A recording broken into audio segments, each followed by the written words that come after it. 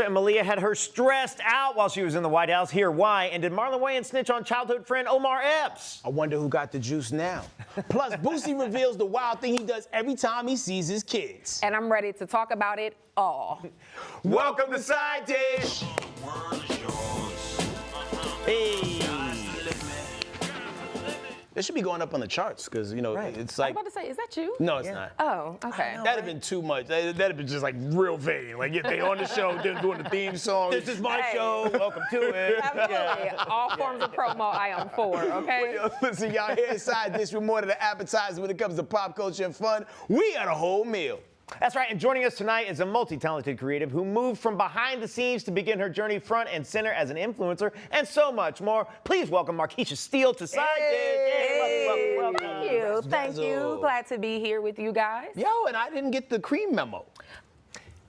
It's like a unspoken thing. Sometimes you got to just catch it, you know, but we'll get you next time. Got you. We'll Today I put on like the clothes that reflected the artist I was listening to. Shout out to the Diabolical Biz Markie. Oh, hey, listen. It's spring again. You say he's just a friend. All the bops. But listen, it's time for some Feed Me. And well, when they say he got hands, they must be talking about 23-year-old Joshua Ayala, who just broke the Guinness World Record for the fastest puncher. Check it out. Woo. Oh, wow. What? Now, granted, they ain't nothing on those punches.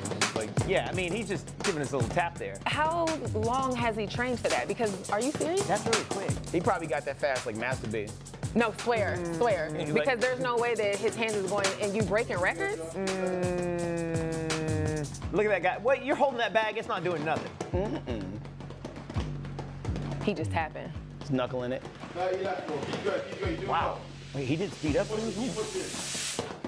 How many hit? How many? He's starting to slow down now. Yeah. He tired. That's what it kind of looks like. Then Right? you gotta start moving your feet. Swear. That's the time you telling yourself, keep going, I got this. Man, real life Honda.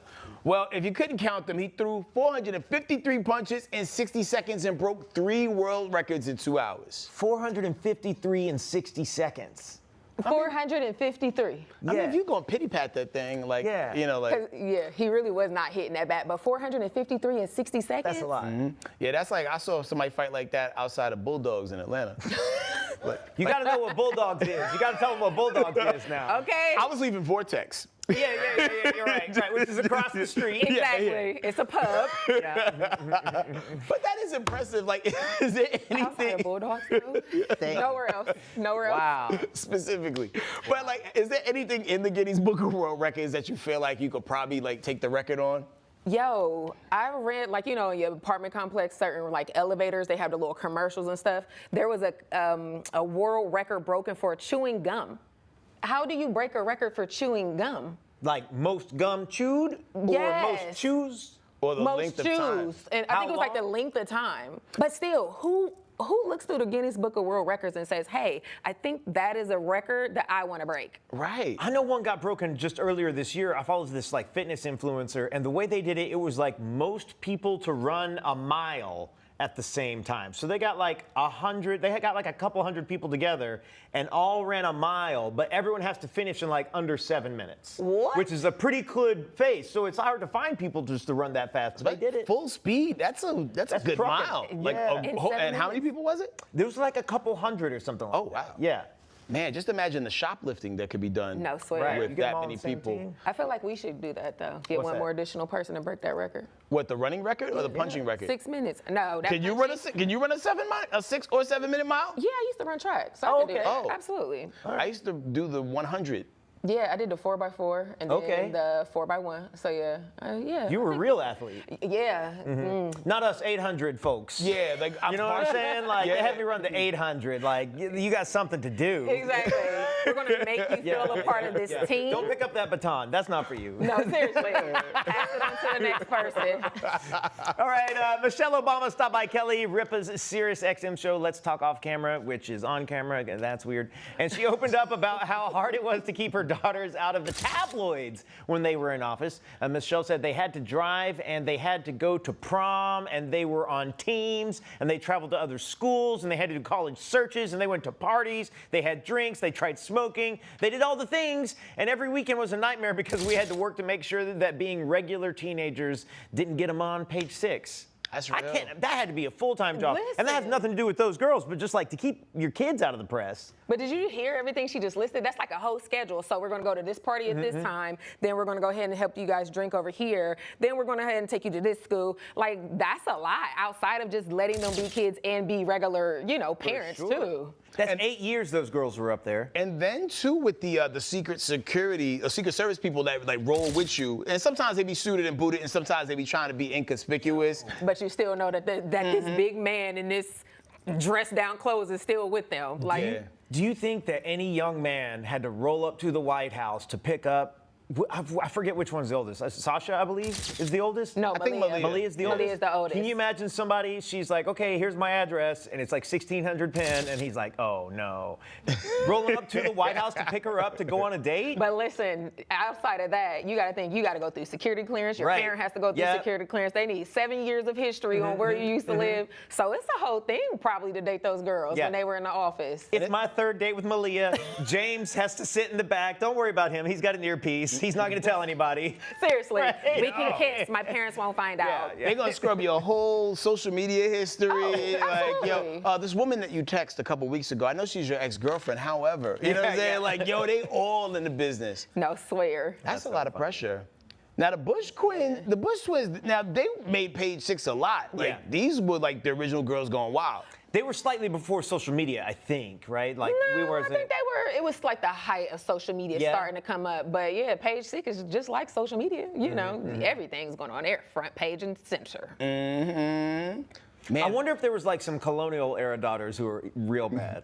Oh, like Taft's kids? Yeah, like Taft's kids, like Hobart's kids or whatever, you know? No, swear. Milton Fillmore? He said, I don't know.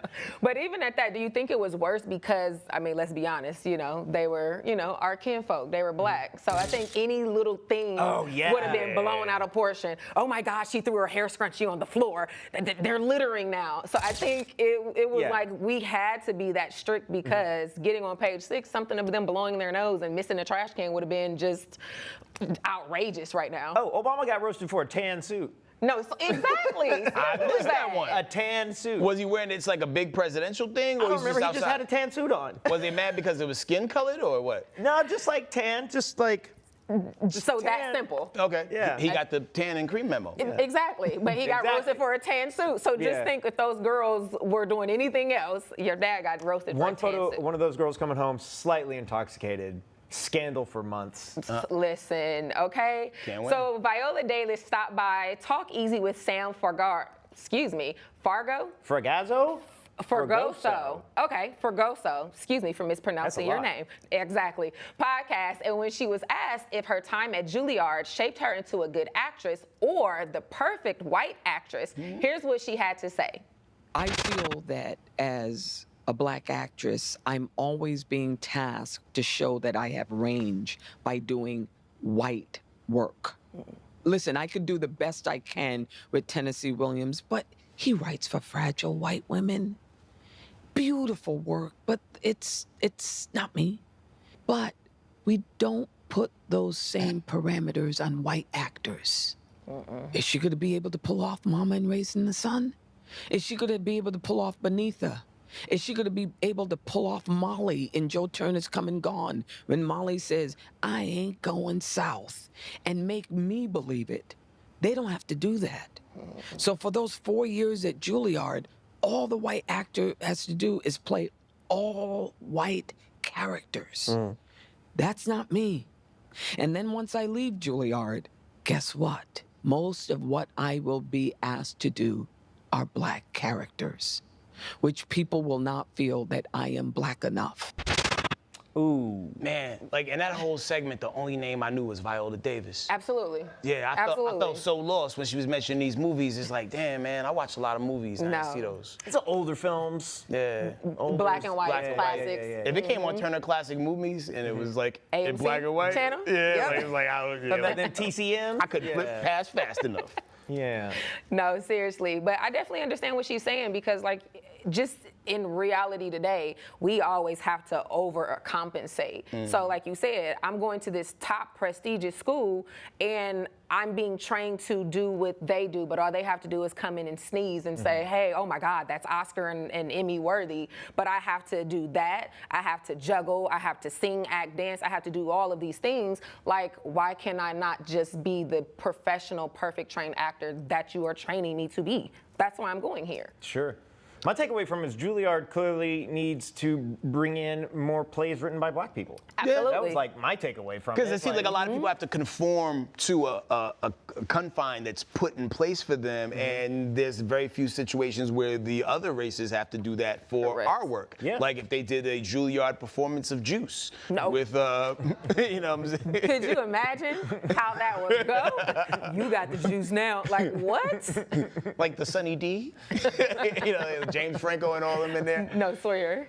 Yeah, man. But shout out to her for continuing to fight the good fight. And what I will say is a lot of times in the adversity in which we have to face, no matter what side of the camera or what spectrum of life you operate in, if you have to work harder, it just prepares you to be more prepared for the real world. It's not fair, but but sometimes you just gotta just suck it up and just keep punching away. And I know it's a long route, but shoot, man, shout out to her for fighting a good fight. For real. And also, sorry. No, go ahead. Also speaking so eloquently on it. No, seriously. But when you listen to her interviews, she always speaks so eloquently, and you always understand her point of view and what it is she's saying. And to your point, Headkrack, it is. It's an unfortunate thing that we have to do, but Viola, baby, keep killing it. If I had an Oscar, I would give it to you because every role she plays, it is, her name. She is a household name, for sure. like a Meryl Streep. But unfortunately, you gotta go through the dirt. Unfortunately, but it's like, when do I gotta stop getting dirty for y'all to recognize me? Right. Yeah. She could conventionally play Jacqueline Kennedy. Sure. Yeah. Absolutely. She's that good. Absolutely. Yeah, she's not that Michelle good. Obama though.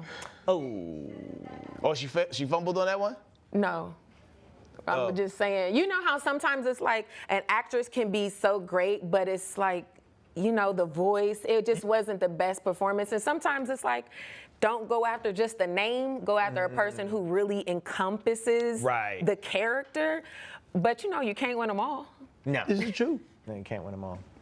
All right, well, so this is kind of a funny story. A clip has resurfaced of longtime friends Marlon Wayans and Omar Epps on The Daily Show, and they shared a story about when Omar got caught stealing when they were in high school. Check this out.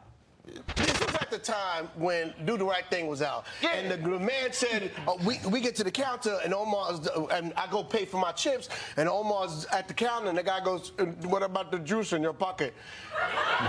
And I said, what juice? And the guy goes, the juice right in your And pocket. Marlon goes, yeah, what juice? No, and they turned it to Do the Right Thing. Yeah, we was like, man, you doing it because we black. Yeah. You doing it because he's dark skinned. You ain't mess with me because I'm light skinned. The dark skinned brother, because he's a different color dark black, you gonna blame him. And then the guy's going Meanwhile, right I'm there. sweating bricks because I got the juice in my pocket. And Omar goes in his pocket. He don't pull out a juice. It wasn't like a little juice. He pulled out like a 96-ounce bottle of juice. And I saw this, and I immediately went, oh, my God. I'm telling everybody. I left the store. The next day, Omar came to school. I laughed so hard. The next day, Omar came to school. And everybody kept walking up to him. There was like a crack. He was on the escalator, and all he heard was, Omar got caught stealing. Omar got caught stealing. Omar got caught stealing. Orange, strawberry, banana juice. Orange berry, what did he say? Orange, strawberry, banana juice. Something like that, yeah. The fact that they were both in sync and had to dance together, Absolutely. it just tells you the story was so true.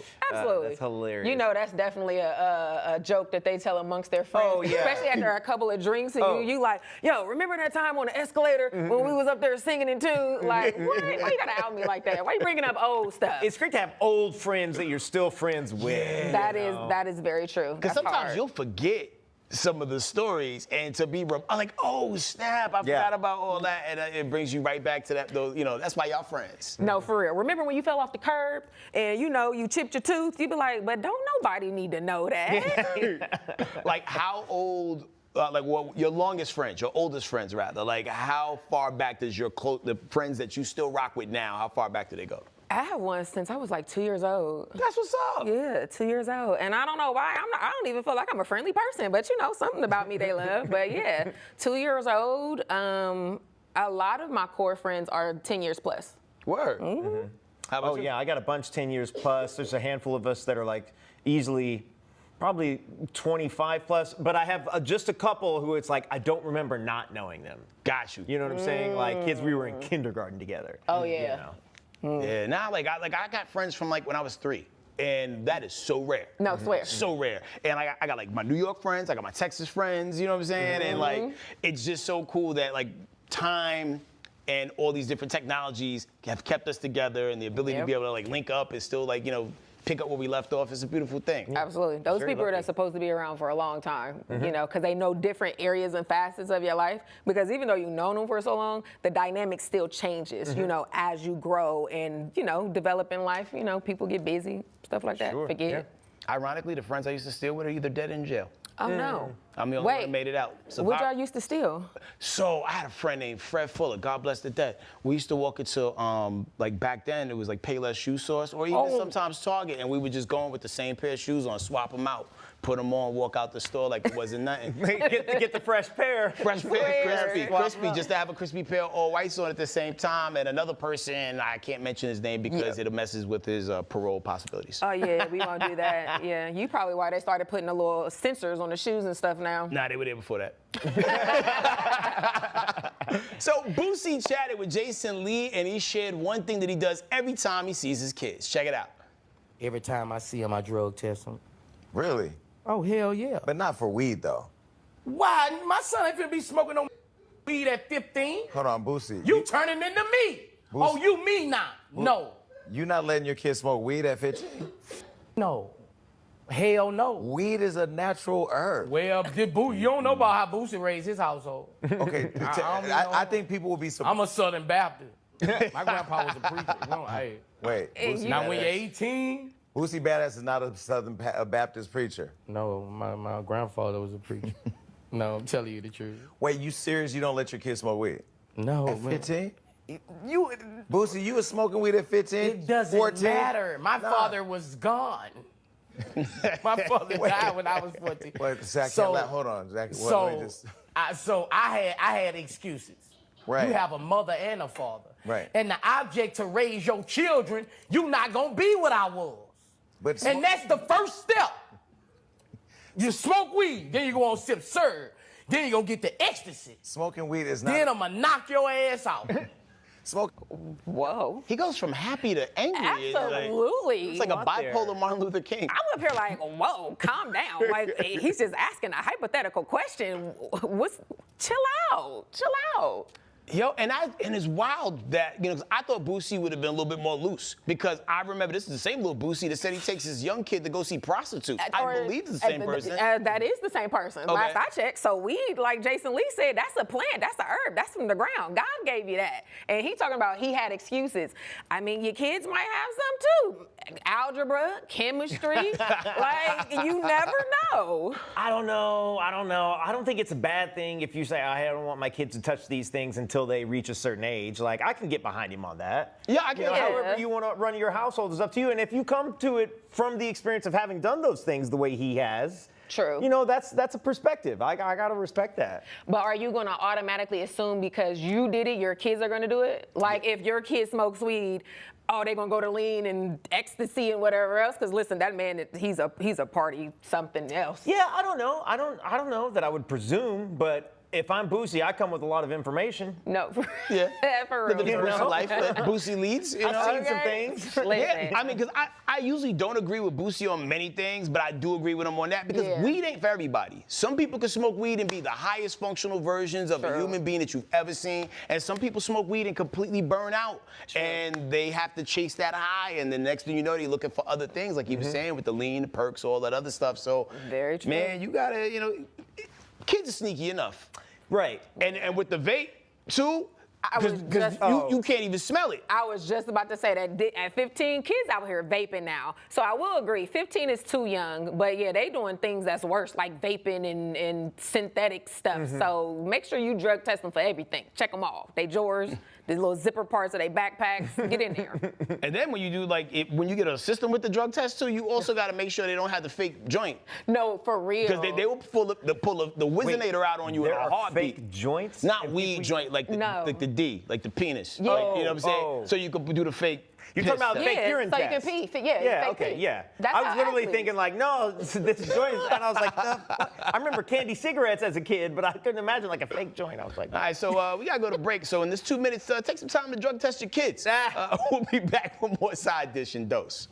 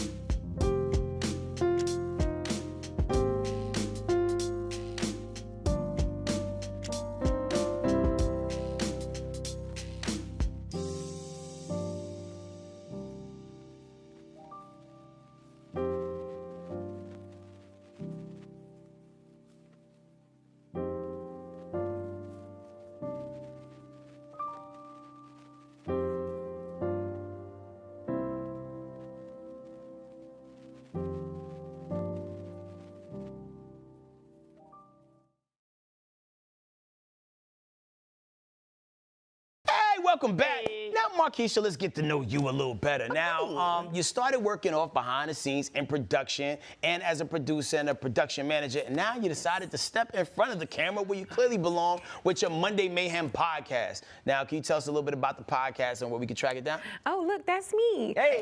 Yeah, right now, because I'm getting new to all of this, but you can find it on Instagram at iMarkisha. And yeah, you know, it's just a show where I'm still figuring it out, but you talk about current events, sports, things of that nature, whatever is on my mind, because I'm thinking it, I'm saying it, and you know, I have one called this little thing where I say, call me Auntie Markisha. Auntie Markisha. Auntie, because I ain't got time for a couple of things, but we ain't gonna say that. What made you want to go from behind the camera to in front of it? Like, what was sort of the tipping point where you're like, oh, I'm gonna do this? Really just a change of life, just a different direction. You know, when I initially started in television, I always kind of wanted to be in front of the camera, you know, and I was about to say every dog has his day, but we not gonna say that. But you know, it's just all about timing, and you know, I feel ready now, you know, easing into it. Nice. Do you feel like it gives you more of an advantage? Because sometimes people get into aspects of the business but don't know how both sides work. You know what? I definitely do, because right now, so I do need help if anybody would like to help, but I'm doing everything on my own, and that's funny because I'm like, oh yeah, well, I used to work here and I saw them do this, so I can do that. But honey, a one-man woman is not it. But I do feel that is one of my advantages, because it's like, okay, I can maneuver like this. Oh, okay, well, I know I can take that up and post, and you know. Oh yeah, I personally think it's a huge advantage. My career in entertainment started as a production assistant for MTV in 2005. Oh wow. Dragging coolers through the sand.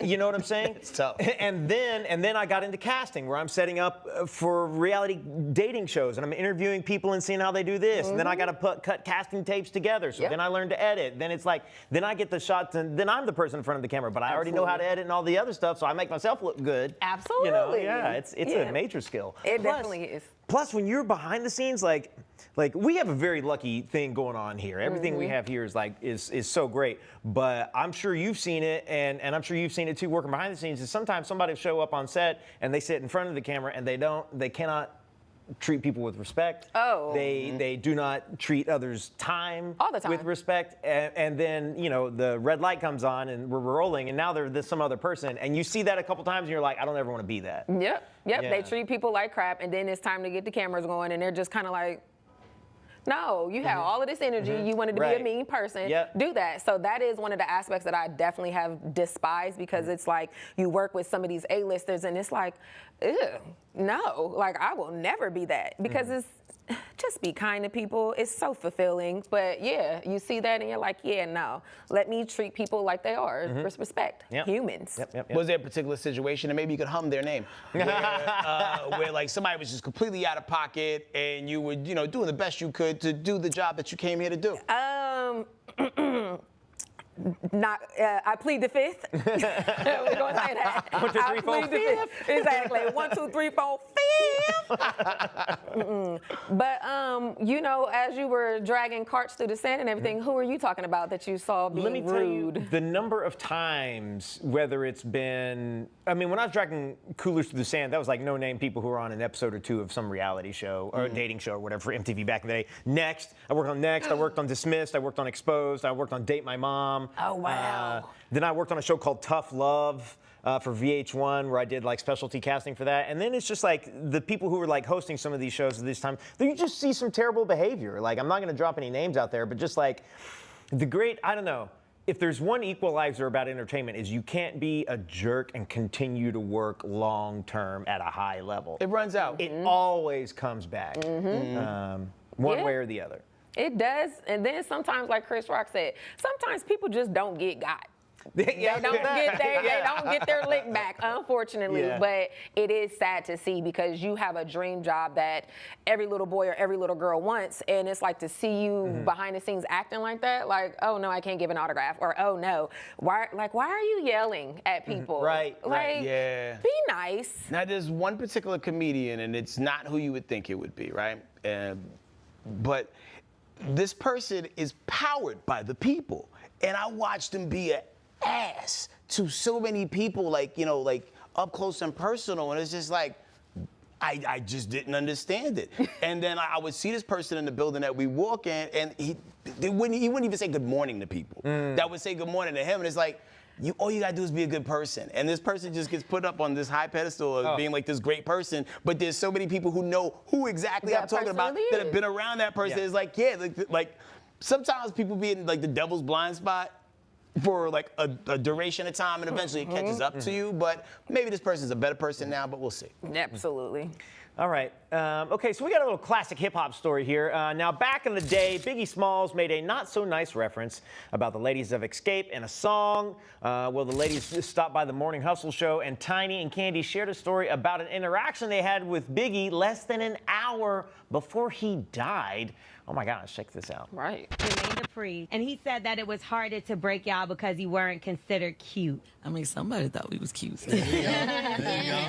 You know, we dropped them albums. We went platinum each time. You know, somebody, you know, he must have saw something. But with that being said, with the Biggie situation, you know, that was something that did happen. You know, we don't, you know, obviously the world heard the song. The girls, they are more forgiving than I, and I feel bad to this day because the day that he passed away, we were at that party, and Biggie apologized. I wouldn't go over there. And I was just like, I'm going to see what he's talking about. And, you know, he was very nice. He was very apologetic. And he basically said, I don't know what I was thinking.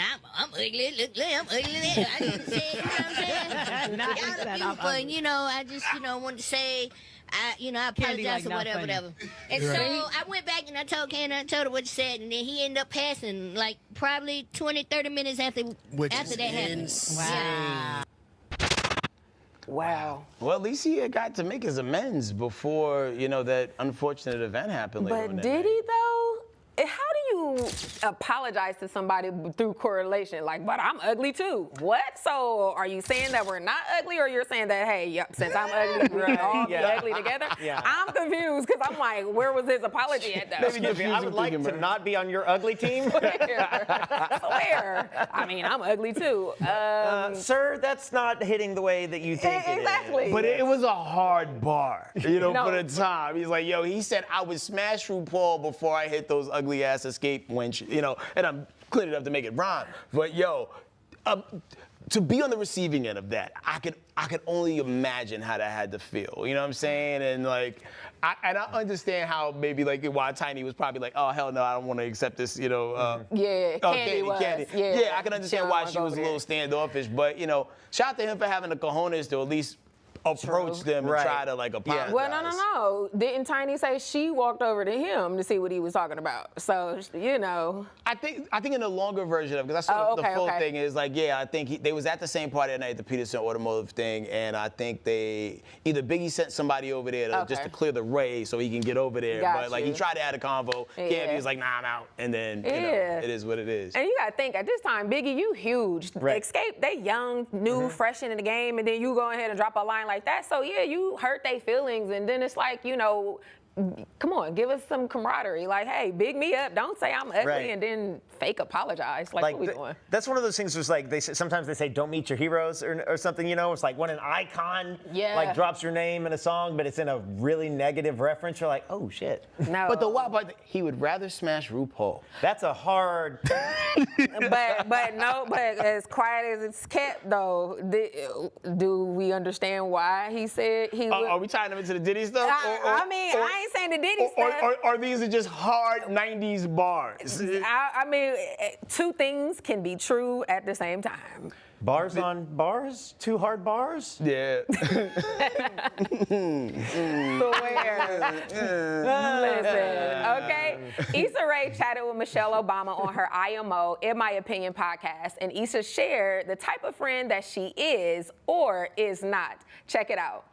I am not a check-in every day type of person. I'm a very much, when I'm here, it's all about you, but I don't check in as often as I should with friends.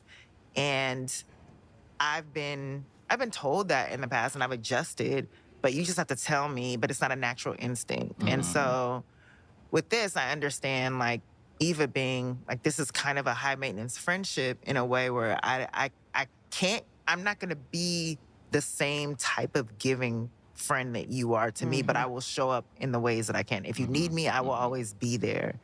And so that would make me consider like, oh, am I a bad friend because I think about you, but I might not text you to be like, hey, I just want to make sure you're okay. But you should know that I would hope you would call me if you weren't okay and know that I would show up for you and be there for you. I'm just not I'm not considerate. Yeah. I'm not a considerate friend in the way that I would like to be. That's a pronouncement there. It's true. It's like one of my biggest flaws because I'm just so work focused that I'm not like, I'll think about you but not tell you that I'm thinking about you. Right, and that's fair. But that's also part of friendship. Wow. I definitely agree. I tell people I am not a high maintenance friend. I agree with everything she said. I will think about you, and I can possibly be like, okay, cool, I need to text this person and forget because I'm working or I'm too into my mind. But I'm that friend that you call me at 2 a.m. As long as my phone is on, it's off of Do Not Disturb, I got you. But yeah, call me. You need me, I'm pulling up. I'm there. If I hear a tone in your voice, I'm there. I am that friend. But hey, girl, let's talk every day. I am not that. I like. You got stuff to do. Yeah, no. But I'm still considerate, though. I feel like that's very typical among male friendship. I feel like a lot of male friendship isn't necessarily like, hey, bro, how you doing? Just checking in with you today. Like, we don't really function like that. When we're here, we are very much here in this space right now with each other. And like when I got a buddy who I know is going through a little bit of a hard time, I will check in. Yeah. But otherwise, I feel like what she's talking about is like pretty typical male friendship. But don't y'all have like guys majority of the time have like group chats where y'all just send like silly memes and goofy stuff? So that's kind of like y'all's way of checking in and saying like, hey. I got a couple of those, but every now and then I put them on mute because it's just too much. It's going back and forth. I hate those like notifications. I'm trying to do something. Yeah. Ding, ding, ding. I don't have time for it. Yeah. I ain't got time for it. Y'all better put y'all phone on Do Not Disturb. Yeah. Like, seriously, you know. But do y'all feel as a way that that's kind of like ghosting people? Like, oh, I'm not a considerate friend, or I don't check in all the time. Because I operate off of frequency a lot of times. I hope people felt me. Like, shout out to Darius, one of the people who work here, make sure our mics are clipped on properly and make sure everything is handled. I had every intention of calling him over the course of the weekend, but I did not. And the one time I was gonna try my hardest to call him, my phone fell between the seat of my car while I was driving, and I want to risk my life to call him during that time. And look at God, I came to work, he was here. Okay. Look at God. Look at God. Look at God. Look at God. Who is Like, that? Listen, Yeah. that side of the car part, that's a risk. Yeah, taker. man, you scratch your hands up. That's a dungeon down in here. We Swear don't to even know God. what's down in there. You driving like this. Oh, man, I can't. Oh, okay. I tell you what I do try to do is I do try to call both of my sisters at least once a week, and then like I'm bad because I probably should call my parents at least once a week, but that'll get stretched out to like once every 2 weeks or something like that. You gotta call the parents. Yeah. Even if it's just to say, hey, I love you, have a good day. And grandparents, you got to double up. Yeah. I don't have grandparents. Yeah. You can borrow mine. Okay, I'll take it. If you, like, at this point in her, like, They cook? fragility, oh, she cooks. Okay, yeah. But you can call and be like, I'm blah, blah, blah. And she'd be like, okay. And keep on going, keep the conversation going. Just keep going. That's what I'm talking you look about. like one of us. Absolutely. All right, we're going to take a quick break, but afterwards, we're going to go run into the comments and so much more. We'll see you guys in 2 minutes.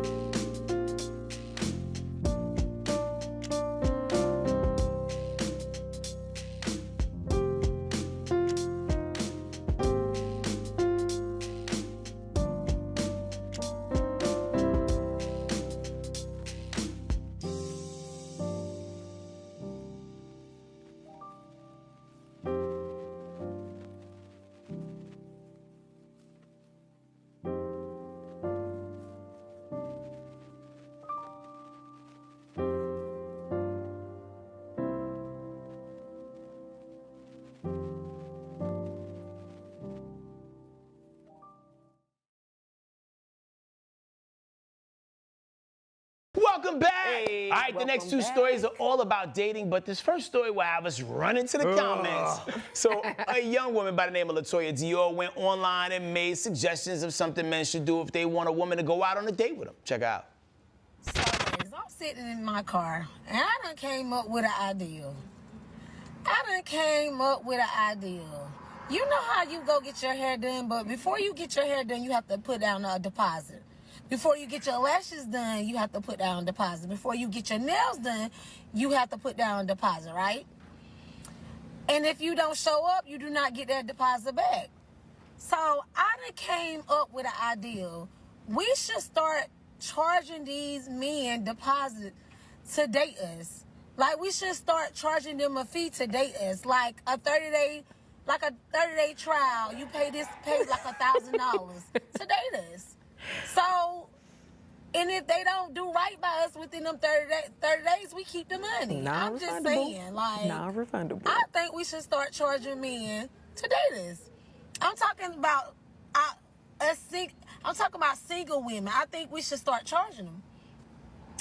I think we should start charging men to date us. So, you know, we would get something out of the deal. Like, cause if you charging them to date you, they gonna do right. And if they want to date you, they gonna pay. So yeah, I just think we should start charging. You can't go wrong. I mean, she kind of got a point there, you know? Well, it sounds like... You look like you're turning red. No, what? Tell me what point she had. Tell me her ideal. Well, of course, the comments mainly from men were crazy. One guy commented, every day these queens are giving us more and more reasons to be with snow bunnies. Fucking relationships are a business transaction now. You want to tell you? Ooh, another person said, go to work, broke ass. Dang. Wait, someone else said, did she really think that was a good idea? And then another guy said, and we gonna start charging y'all to be natural because y'all be smacked AF behind all that makeup and wigs. Collections? Wow. So when she first began talking about all the things that women had to put deposits on, it created a pattern of understanding that a lot of women are not dependable. Because if they have to put deposits on all these things, apparently, like, these people in these industries felt like they were getting stipped. Let him cook. I never had to put a deposit down for a haircut. Never in my life. Never had to put a deposit down. Well, like, if you get a trainer, you got to, maybe get a retainer. But, like, that's it. But that was cute how you just said let him cook because he didn't really cook. No, because a lot right of times, first, where was she from? Because in Atlanta, you got to think these popular states, they wanted a deposit because they gonna be late. They the ones that's not showing up on times. The hairdressers, the lash techs, and all of that. But I mean, yeah, you gotta put a deposit out. I mean, her idea is not bad. Yet at the same time, I mean, you only waste your time with people because you are a time waster yourself. You are what you attract and entertain. That's true. So, That's 100% true. If all you're getting is garbage, it's because that's all you're putting out. Absolutely. You know. Sorry about you. That right eye seems like it'd be wandering for other people. That's why she had that hair swoop? Yeah, that's why that swoop was over. Oh, no. And the hair unswooped itself like a curtain, and it was like, yo, listen, you see that? Oh, my gosh. Yeah, but I mean, at the same time, it's almost like, is this a low-key way to just say, I want to sell my kitty cat? Because that's what other people in the comments were saying. Because you know how it's like, girl. Escorting and girlfriend experience and like stuff like that, this is not a new idea. This is not a new thing you cooked up sitting in the passenger ride. No, your best friend's ride. I don't know. We are sitting in the double-digit 2000s, right? Yeah. Okay. Where people are in relationships for survival. People are having foodie calls. Listen. People are like, being in multiple relationships just so, like, this is my phone bill person. This is my electricity person. This my food guy. Yep. This my nail guy. This my trip guy. I mean, I don't know. I just hear other people say it. So that's all I'm going with. One day, all these men gonna form like Voltron and be in front of your house shaking their fist. But when you got the juice, they're gonna still stay in line. That's all I'm gonna say. They're gonna still stay in line. It's such a tricky thing. It's just like but here's the thing people gotta be real careful about is because like once you establish the exchange of money for your time, then I feel like my money is buying specific kinds of time. Specifically buying. Yeah, right. You know what I'm saying? What makes that difference than being in a strip club? You're paying for the person's time. You're doing a deposit. Much. Yeah, true. But in essence, I think, again, a lot of women who have things to offer, it is definitely hard dating because social media gives the illusion that you have all of these options. Yeah. So it's just like, a woman who wants to be in a relationship, hey, sir, like, show me you real. Show me you really want to be here and, you want my time and that you're going to do right with it. But, I mean, just be a better judge of character. Well, and that's the other thing is, like, a video like that will come out and, like, the comments are going hard, but I'm sure there's, like, a million bitter women in there being like, yes, that's exactly what we should do. And she's speaking the truth. And then like the guys like us are sitting around watching and being like, never in a million years. Absolutely. And that's why you're stuck where you're at. In the car. But now our producer, Arlie, was asking, would we pay a deposit for SZA and Sydney Sweeney? Okay, now that's... I went to the concert the other night. That was my deposit. Yeah, I'm not paying, I'm never, under no circumstances am I exchanging, because I know how many trash men are out there. Yeah. Right, but if you're not a trash man and you really want a woman to know that you're serious. I'm not paying for her time. There's too many people with $100. What if it was like $250? Absolutely not. No. I'm not paying for her time. There's also too but many then how people you gonna show Tanner $250? that you a real man, that you ain't, a crap guy too. Because any man who's paying for some girl's time is desperate. Like that, I mean, I don't understand. It's like it's not a two-way street. But but at the same time, I think we have to understand the concept that you're still paying for her time in some form of fashion. Oh, whether there's it's a difference sending in her paying a for the black date. car, There's a difference dinner. there's a big difference in all of those things. And like, let me put a deposit down on the date. Right. Depending on the it restaurant. sounds non-refundable, and it's not like it's going towards the cost of the overall date. I just fronted you $1,000. Yeah. This sounds like people forget who pays for dates anyhow.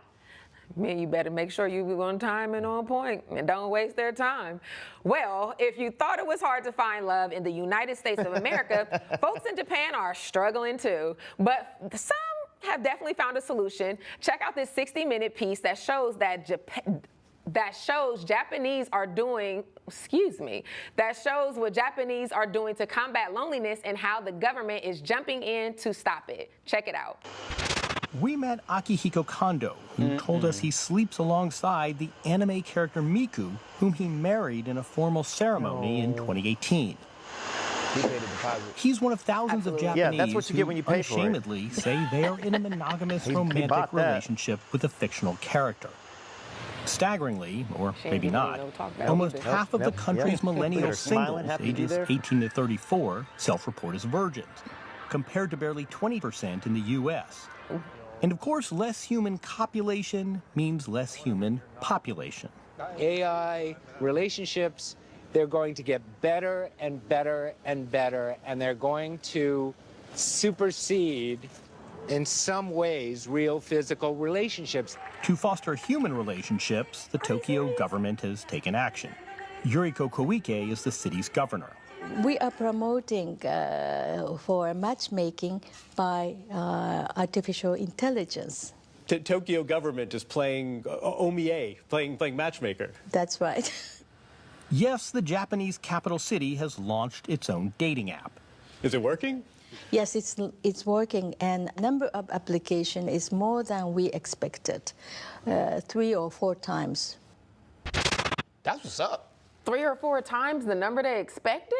I mean, because there's a lot of lonely people. I mean, like, I've been to Tokyo, and these are some of the most sex-depraved people I've ever seen in my life. Really? And no matter what store you go into, there's a Beyond section in every store. And like, if you just keep meandering, like all of a sudden, like, you know, you around like nice little dolls and trinkets and like, oh, that's Voltron. You keep going, and next thing you know, it's like, whoa, that's Voltron having sex with like blah, blah, like, it just gets weird in like just about every store that I went into. And it's just weird how freaky these people have the tendency to be, and you would think they would be freaky with each other, but nah, they just going back to their own place and being weird. I am single. I am not that desperate to have a wedding ceremony with anime. I don't even like anime. And then AI relationships, she said, are stronger than.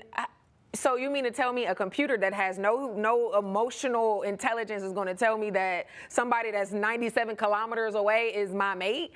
What? Well, because the AI learns you, and it learns exactly what you want, so it becomes like your perfect compatible soulmate matchmaker. with no riffing and no battling, unless you train it to do that for you. And most people don't like train things for conflict. I really, and I got to do this quick. I really love the idea of the elderly Japanese being like, "Oh damn, we got to fix this. No. The young kids aren't banging anymore. What are we gonna do?" That man's gonna have sex with that robot, and he's gonna give birth to a Game Boy. Oh gosh. All right.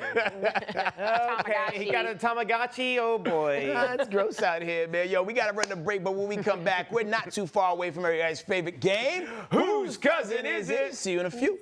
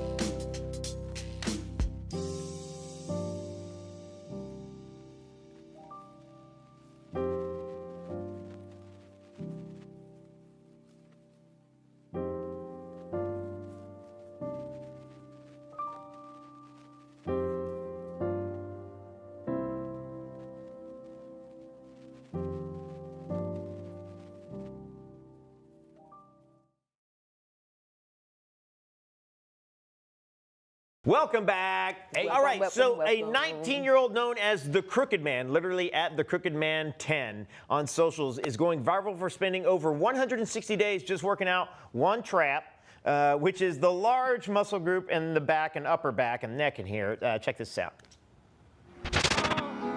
To be successful at anything, the truth is you don't have to be special.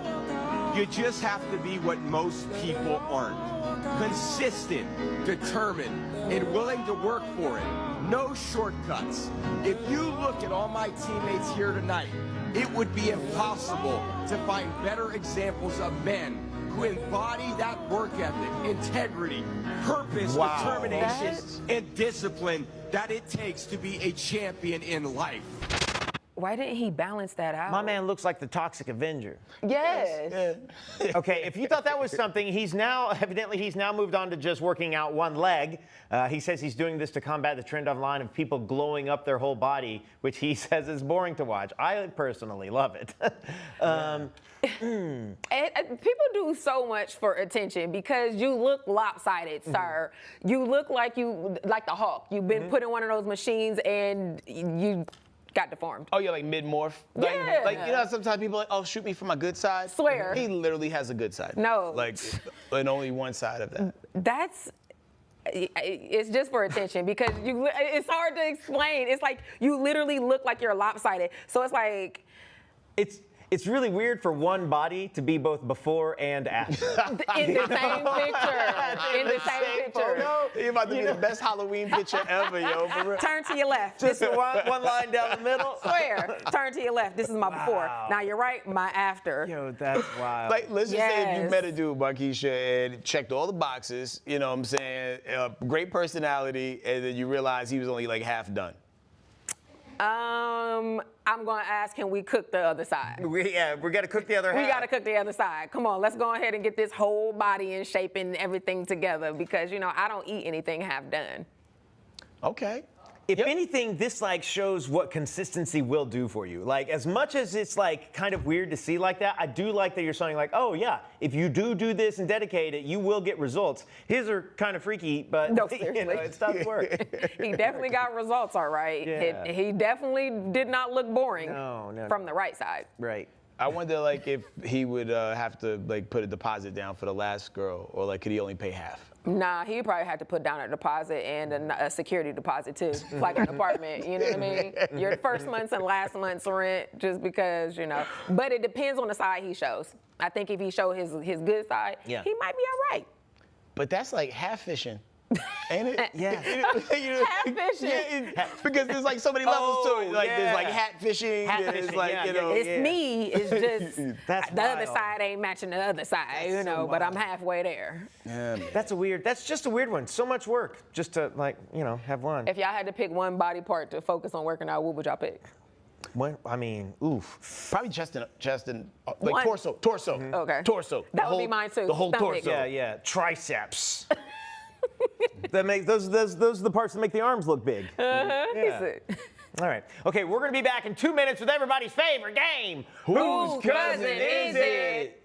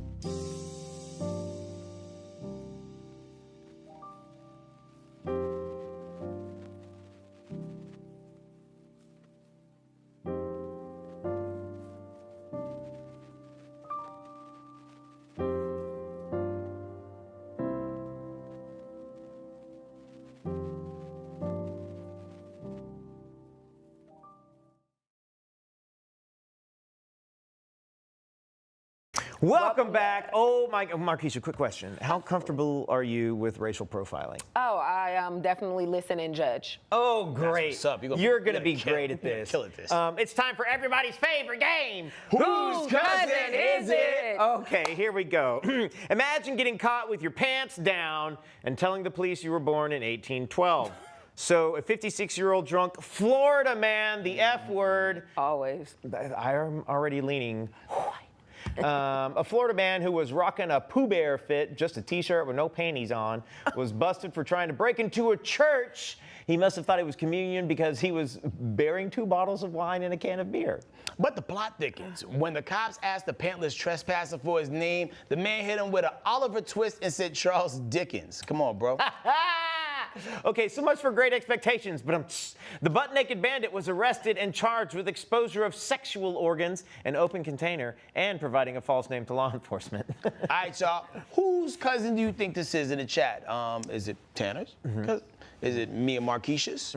Or someone who's not represented here on this stage at this time? Yeah, and we had lots of nicknames for those cousins, and every now and then we hear a new one, but we can't ever say them. Oh, okay. We'll say it off camera then. We'll get that. Okay. That is hilarious. But I'm gonna go by Charles Dickens, knowing those authors. I'm gonna say I think it's one of your cousins, Tanner. Yeah, or maybe a other, but I think, yeah. Who knows Charles Dickens, unless you like. You knew Charles Dickens. Because I went to a literary school, so that's the reason why. But we don't regularly know that. Yeah, like some of the context clues that point me in the direction of your cousin Tanner is the fact that he wanted to go. He said he was from 1812. We never want to go back to a time where things weren't necessarily in our best favor. Yeah, so we're not going back there. Absolutely, absolutely. And then he had on what did it say? A Winnie the Pooh. Well, that's the description of the style. Oh, okay. Yeah, when you got Porky Pig in it, you know, where you got the shirt, no pants. No, shirt, no pants. Okay, yeah. Yeah, all signs are pointing to my left. So, not me. Not you, but your cousin. The Venn diagram it all. First off, when I hear the F word, which is Florida, I go, very Caucasian. Then we got the Charles Dickens and the 1812 of it all. That's a wrap. We ain't quoting them books. Yep. So are we all in unison that we think it's your cousin? I believe so. Okay. Let's find out definitively. 1, 2, 3. Move that van. Vince Conroy. Come on, Vince, you know better than this. And I feel like he was wearing that same color shirt. Absolutely, and I honestly feel like he could have been from 1812, though. Yeah, just give him those trousers. And, I'm Charles Dickens. I'm from a place where Coca-Cola had a different recipe. The Raven. No, seriously. Top hat. Good day to you, man. Good day to you, sir. Yo, Markisha, it's been a vibe having you on here today. Thank you. If people want to tap in with you and check out the Monday Mayhem podcast, where can they go? They can check me out on Instagram at iMarkisha, and then we drop every Monday. And you know, come by and get some Monday Mayhem. I ain't gonna give y'all too much chaos. Oh, good. We love that for you, yo. And everybody in the chat, be sure you like, subscribe, share, tell others that we out here, and hit record all if you're watching on Fox Soul. That's right. Subscribe to the channel if you haven't already. Record on Fox Soul. I mean, that's about it. Keep going. You know, keep throwing us love in the comments, guys. We read them all the time. Sometimes we read them at home. Sometimes I'm lying in bed and I'm like, what are they saying about us? Anyhow, and come back is what they saying in essence. We'll see you guys later. Bye.